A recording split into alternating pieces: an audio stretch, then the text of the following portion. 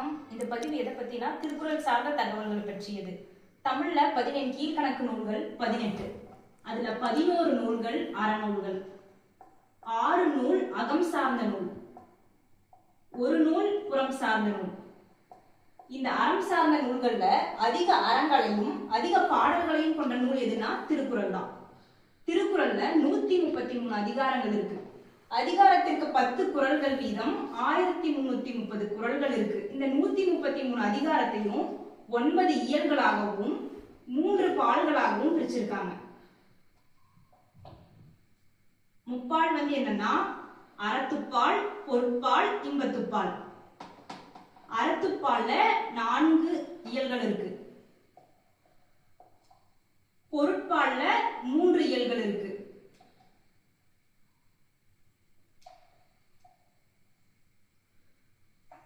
இன்பத்துப்பால்ல 2 இயல்கள் இருக்கு.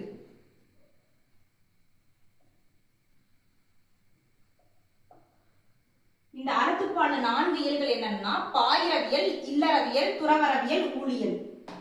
பாயிரவியல்ல 4 அதிகாரங்கள், முதல் 4 அதிகாரங்களும் பாயிரவியல்ல வரும். அதாவது கடவுள் வாழ்த்து, வான் சிறப்பு, நீத்தார் பெருமை இதெல்லாம் பாயிரவியல்ல வரும். அடுத்தது இல்லறவியல். இல்லறவியல்ல என்ன வரும்னா விருந்தோம்பல் அந்த மாதிரி இருக்க அதிகாரங்கள்ல இல்லறவியல்ல வரும். இது ஒரு 13 அதிகாரங்கள், இல்ல 20 அதிகாரங்கள். பாயிரவியல், இல்லறவியல், துறவரவியல். துறவரவியல்ல 13 அதிகாரங்கள். அடுத்தது ஊழியல். ஊழியல்ல ஒரு அதிகாரம். பொருட்பால்ல 3 இயல்கள் இருக்கு. அது என்னன்னா அரசியல், அமைச்சியல், குடியியல்.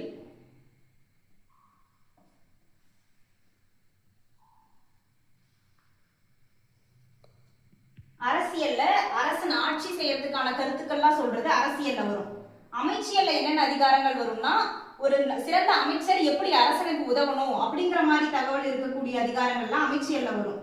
குடியியல்ல குடிமக்களுடைய உரிமைகள், குடிமக்களுடைய கடமைகள் அதெல்லாம் குடியியல்ல வரும். இன்பத்துப்பால்ல 2 இயல்கள் இருக்கு, களவியல், கற்பியல்.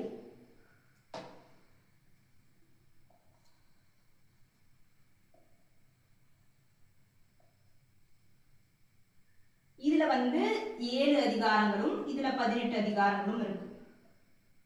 இதுல 25 அதிகாரம், இதுல 32,